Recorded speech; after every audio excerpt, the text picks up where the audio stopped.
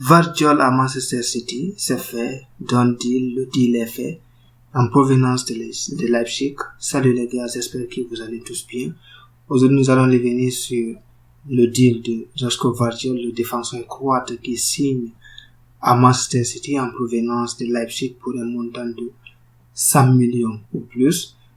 Il devient parce qu'il est l'un des défenseurs les plus chers de l'histoire de la Premier League. C'est un transfert vraiment incroyable pour Manchester City parce que Guardiola le voulait depuis tant d'années. Il a tant voulu avoir ce jeune. L'année passée, ils ont tenté, Chelsea a tenté, mais Leipzig, ils voulaient pas le lâcher à n'importe quel prix et à n'importe quel moment. Donc le jeune défenseur croate qui a été l'un des meilleurs défenseurs de la Coupe du Monde et actuellement c'est l'un des meilleurs défenseurs dans le monde de sa génération. Donc du coup, c'est vraiment un renfort de taille pour le champion d'Angleterre, le champion d'Europe en titre, Manchester City, qui renforce sa défense avec un défenseur de grande qualité. Donc on va voir avec Manchester City comment ça va se passer. Maintenant, en défense, ils ont Ruben Dias, Nathan Ake, John Stone. Ils ont aussi Manuel Akanji et Joško Vardiol parce que peut-être c'est sûr que Aymeric Laporte va quitter le club. Donc on va voir comment ça va se passer. Manchester City se renforce.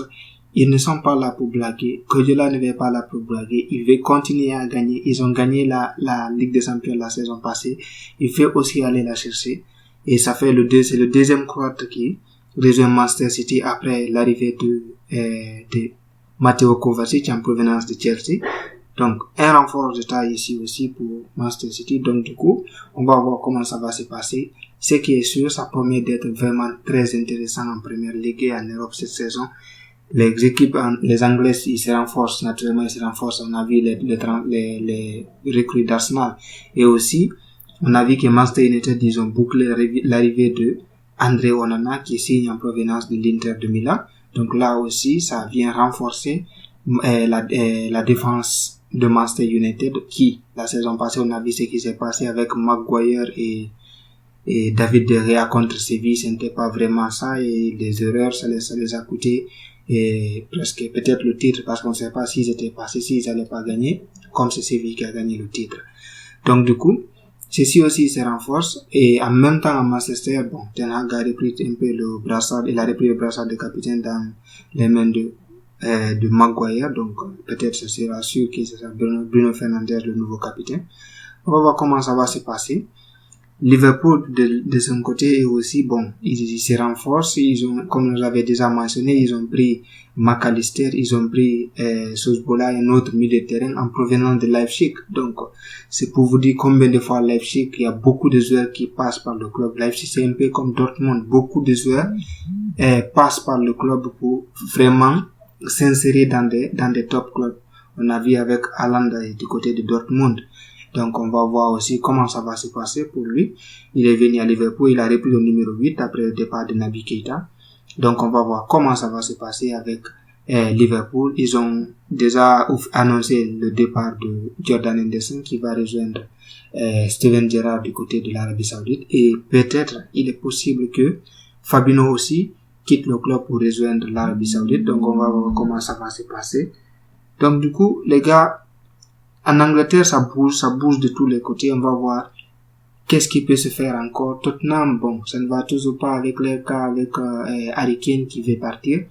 On va voir comment ça va se passer. Chelsea de leur côté, ils ont pris quelques joueurs. Ils ont pris le jeune Sénégalais en provenance de Villarreal. Ils avaient pris Christopher Nkunku en provenance de Leipzig aussi, pour vous dire combien de fois Leipzig est une mine. C'est un club vraiment stratégique. En Europe, c'est un peu comme le Borussia Dortmund. Donc on va voir comment ça va se passer pour eux aussi. Donc du coup, les gars, Chelsea aussi a enregistré le départ de Aubameyang qui a rejoint Marseille. Et donc on va voir comment ça va se passer. On lui souhaite bonne chance. Il a eu un passage un peu compliqué du côté de Chelsea. Et aussi il y a eu Benjamin Mendy, l'ancien joueur de Manchester City, qui était accusé de viol et qui se retrouve non coupable. Il a été déclaré non coupable, donc il a signé du côté de Lorient en France. On va voir comment ça va se passer pour lui. Manchester City aussi qui a perdu Riyad Mahrez qui est parti du côté de l'Arabie Saoudite. pour un montant de 35 à 37 millions. Donc, ils sont actuellement à la recherche d'un ailier. S'ils ont perdu Mahrez, forcément, ils vont essayer de se renforcer dans ce secteur aussi. Donc, les gars, je vous dis à la prochaine. Dites-moi ce que vous pensez du transfert de Virgil à Manchester City. Donnez-moi vos feedbacks, ce que vous pensez. Est-ce que vous pensez que Manchester City peut prétendre encore à gagner la Ligue des Champions pour la deuxième fois cette saison? Donc, dites-moi ce que vous pensez.